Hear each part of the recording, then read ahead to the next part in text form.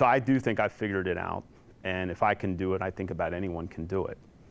And that includes, I just moved 7 months ago to a new country. I'm learning languages, learning where to go, figuring out the cultural aspects, and still have my life in balance. And it took a long time. I've come home a number of times, probably I think 3 times, where I had a crying wife, and we had long talks into the night, and I told her if I couldn't get it together in 3 months, I would quit. I've resigned twice from P&G. So this has been a pretty long journey.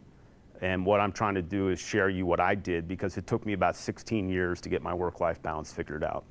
I've had horrendous times where it was pretty bad.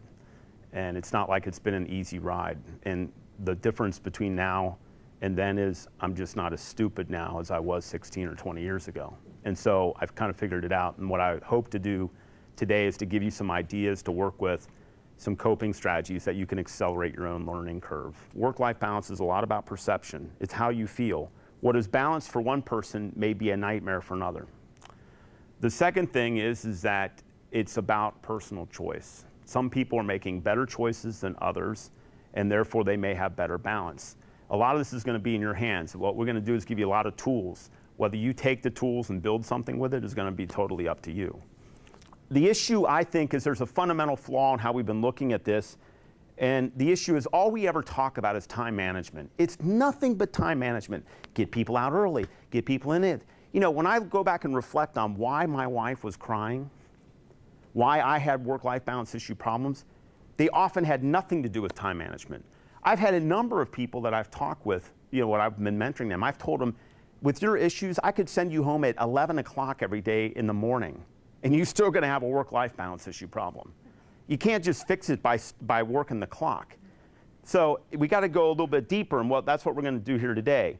Now, I admit time is part of it. This isn't a Jim Lafferty presentation to say you should work all the hours of day and night and it won't really matter. It is partly time, but it's much more complex than time. It's how do you feel? How do you feel? Do you feel you have balance or not? If you don't feel you do, it doesn't matter about what the clock is saying. How do you feel? On top of that, it's how does your family and loved ones, how satisfied are they? I didn't have a work-life balance issue problem in Morocco until I came home and had a crying wife. Up until the minute I walked in the door, I was totally happy. Then I was notified by someone who's very important to me that I have a work-life balance issue problem. I have found that at maybe half the time, the work-life balance issue problem is coming from loved ones. The worker itself doesn't have an issue, but the family does. So we're going to talk a lot about this one. Your health and well-being. I've noticed many people, especially because, it's like, everything's not fair. I'm going to go back to my physiologist days. From the age of 21, your metabolism slows about 1% to 2% a year. So the moment you graduate from college, you come here. And everything hits at the same time. Your metabolism is slowing, you finally have money to buy stuff, and you have some person coming with donuts every morning in front of your desk. You put the whole combo together, and suddenly you're always buying new clothes because they're getting too tight. And so then you get pissed off at P&G. Because you remember when you were this bouncy fit person, and now when you walk up one flight of stairs, you're wheezing at the top of the steps. Okay, and you go, I don't like this, and you're mad at P&G. Okay, I was a fitness instructor. At P&G. Okay, my weight crept up over years. I was in Poland, I got up to 260. I'm 198 right now. So I was about almost 65 pounds heavier than I am today. I'm sitting typing at my computer one day, and my fingers are stuck to the keys. And I look down, and there's blood all over the keyboard. And I'm dripping blood out of my nose as I'm leaning over the keyboard. Now, I was at rest in a non-stressed state. They call the company doctor. I'm 36 years old. They call the company doctor, and they say, come up and check him. She took my resting blood pressure. This was my resting blood pressure. 220 over 140, causing spontaneous nosebleeds because of blood pressure. Now, I made a decision at that day that I wasn't going to die selling soap. at the age of 36. And that was the beginning of coming back. I ran my first marathon after a 10-year absence, 9 months after that, and I hadn't stopped since. But often the issue starts with people don't like how they feel anymore. Out of work sense of fulfillment. This is a massive one. My general observation, this is a Jim observation, when people don't have a life outside of Proctor, they have a work-life balance issue problem. You know, we got to deal with stuff. What we do is important, but it's not that important. The majority of the people in this room sell toilet paper. I want you to keep it in perspective, okay? Keep it in perspective. It's important, but this should not define your life. If it does, you're going to have a big issue, and that will start it. You got to have things that mean something to you outside of the office, and there's nothing wrong with that. But everyone I've seen that becomes a 99.9% proctoid, they're miserable. Because this isn't enough. You're never going to get the full fulfillment here. You need to have personal dreams in that. You know, you have to deal with a little bit of reality, and this is a hard thing, and sometimes people 65 years old in our company don't get it. I want you to think about retirement parties you've gone to. I want you to think about stuff.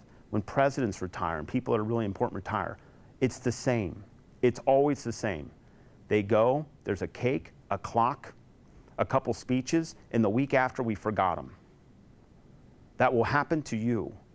The only place that you're irreplaceable is in your life, in your family. You're not irreplaceable in this building. We will not miss you. We will not miss me. Don't kid yourself. But see, the problem is that you get people all the time who say the rules of life don't apply to me. When I leave the company, and I had a boss once who retired at 65, he was miserable. He kept coming back to the office after he retired where the company had to tell him to stop. He literally thought the company was going to alter our retirement age because of him. He told me that. I thought they would change the rules for me. And the answer is no, we're not. The only place you're irreplaceable in your life is your life, not Proctor. So you got to have things outside. The final thing is relationships. How are they going? Often relationship struggles. I had a band two in Poland, I'll never forget it. She comes to me and she says, I quit the company, I don't have a boyfriend because of P&G. And I bit my tongue like I've never bit it. Because I was like saying, you know, as a guy, I could give you a lot of feedback on this. and it has really nothing to do with P&G. But I'll do the old zipper and I'll nod and smile and say, you know, good luck.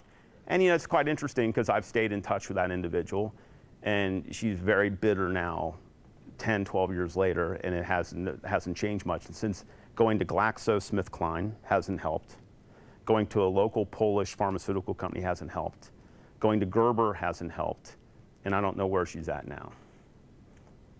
But always in seeking in that, and always the issue was to look externally. But the foundation of it was she didn't have, you know, the right relationships in her life, and that was a big issue on work-life balance. When people are having relationship problems, it'll often come and it'll thrive right out there. And you got to look at, again, the strategy isn't, I got a work-life balance issue problem. The strategy is, what do I have to do to fix the relationship? And we'll talk a little bit about that.